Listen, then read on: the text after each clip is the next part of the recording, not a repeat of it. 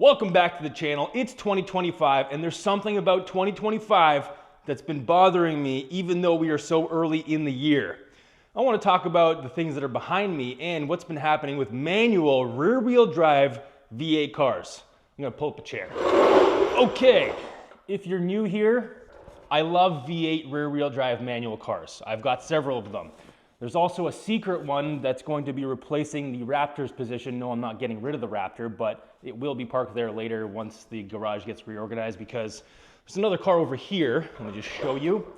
This car was given to my father. So the whole reason why I bought the SL500 was to give it to my dad, and I gave it to him as a retirement gift. But it's automatic, so that's not what we're here for. We are here for these two cars and the secret car. Unless you already followed me on Instagram, then you know about the secret car because I got some plans for 2025 for a new build that I'm very excited. There are a bunch of parts thrown over there. I'll show you guys a little sneak peek later. But 2025, there are two rear-wheel drive V8 manual cars that you can buy brand new. That's it. It's absolutely insane to think about it. Now, I buy all of my cars used for obvious reasons, such as financial ones. I can't afford new ones. They're just way too expensive. Sure, if I consolidated and sold a bunch of cars and bought one new car that was V8 rear-wheel drive manual, I could do that. But I'd rather have variety. So that leaves us with the Mustang GT as the only naturally aspirated V8 manual car that you can buy, and the Cadillac CT5V Blackwing. That one's like $100 and something thousand to start, and the Mustang is around 50 grand to start. Canadian dollars, also a mixture of US, depending on the trim that you get.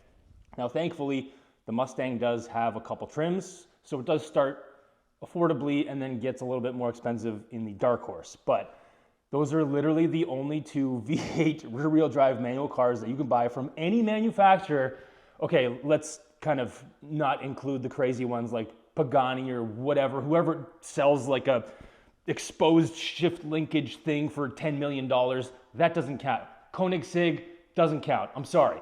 For real normal consumers that have real normal money, we don't have any other options other than those two. So the Charger's gone. Well, the Charger never had a manual. The Challenger is gone and is now an EV as an EV Charger, and we don't know if it's going to have a manual.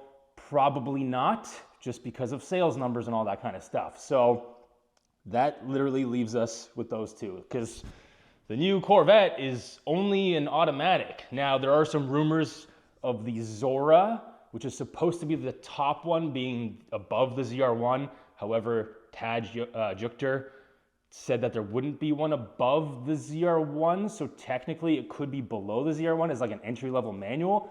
Let's not get our hopes up. I don't want to stir the pot over here because I just can't believe there's two options. I'm going to keep saying that because I buy my cars used, which only leaves me with those two options in the future and leaves you guys that are buying used cars to buy in like 10 or 20 years when they're more affordable.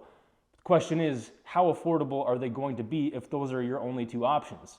Now, there are plenty of automatic rear-wheel drive cars, which is great. A lot of them are still going to all-wheel drive. We still have a lot of six-cylinder cars that are being sold with manuals, which is great. So the manual isn't exactly dead, but it is dying, especially in North America. Although the cars that are being offered with manual transmissions, the take rates are still very high. For example, the Cadillac CT5 Blackwing, I know I'm pointing up there because it's GM, kind of similar, I guess, whatever, same company. Their take rate is about 50% manual. Now, Ford doesn't release their numbers, but I do have bad news about the Mustang as well. So the Mustang had its worst sales year, I believe, of all time in 2024. Now, whether that's because of the updates that were done to it or the price that it costs or the whole economy, I'm not really sure what's going on there. The Mach-E electric Mustang outsold the Mustang for the first time ever, which is kind of crazy. And now, I don't want to get into how that happened because that could have been through incentives because they weren't selling at first and then they could have just, been selling at crazy discounts, but whatever. The Mustang is not selling as much as it used to. and the Cadillacs are obviously selling in very low volumes. So the future is not looking very good. I'm not very happy about that because I'm not gonna have anything to buy in the future. Like, I'm just gonna have to hold on to all these cars. And anyone that owns a rear-wheel drive V8 manual car right now, because the Camaro is dead, by the way, that's also why I'm making this video. Camaro production ended in 2024.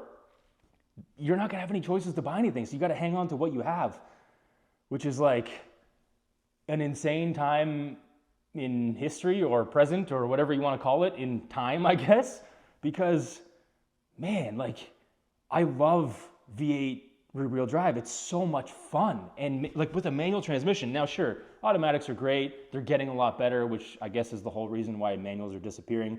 We got dual clutch and all that kind of stuff. But it's just, I don't find it as fun. I've driven Porsche 911 GT3s. I've driven GT3 RSs. Yes, the RS is a weapon in the most sense of that word. But the GT3 with a manual is just more fun.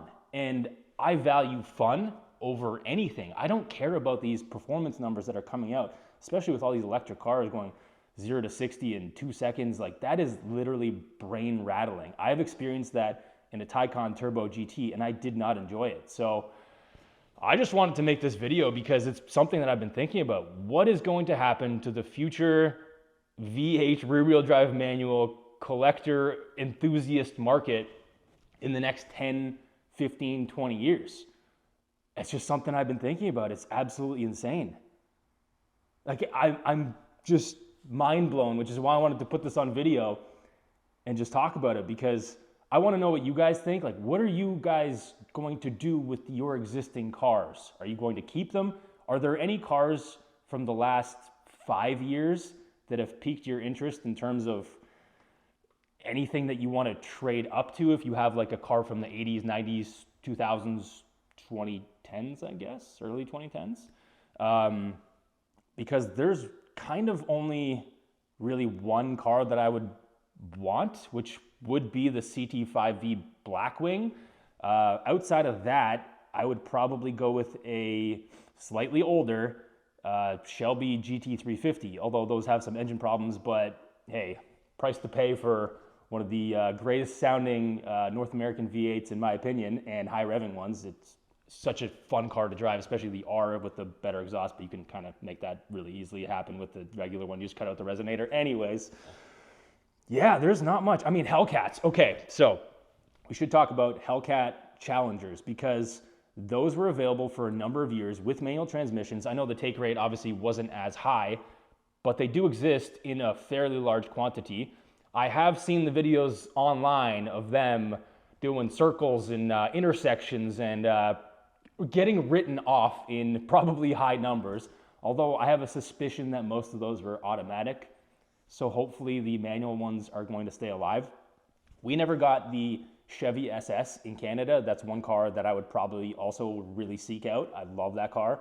And then the Pontiac GTO, we also never got that. Some of them have been imported here. So there's also that. And I mean, there's the older Cadillac CTSVs and stuff. And yeah, I mean, it really just leaves you with GM products and obviously years and years and years of used Mustangs.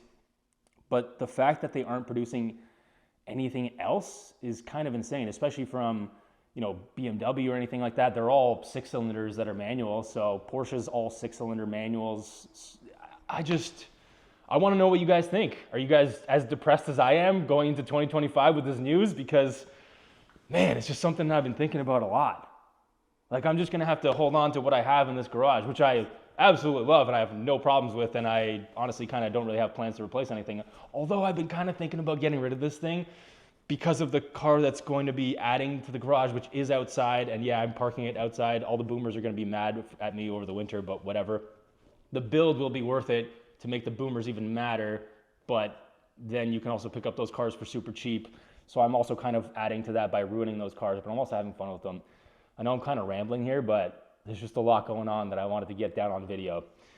Let me know what you guys think. Are you guys manual enthusiasts and are you V8 enthusiasts?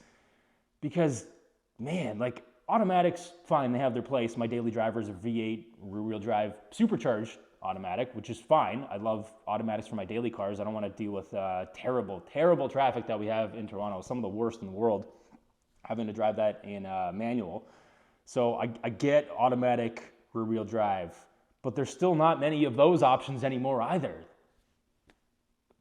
That's it. That's the video. Thanks for watching. Let me know what you think. I'm very excited about the build that I'm doing this year. It is a V8 rear-wheel drive, naturally aspirated car. It's obviously manual, and it's going to have some fun parts on it. I got them all over there. You know what? Here, come with me. I'm going to show you guys the parts right now. So look at this stuff. All right.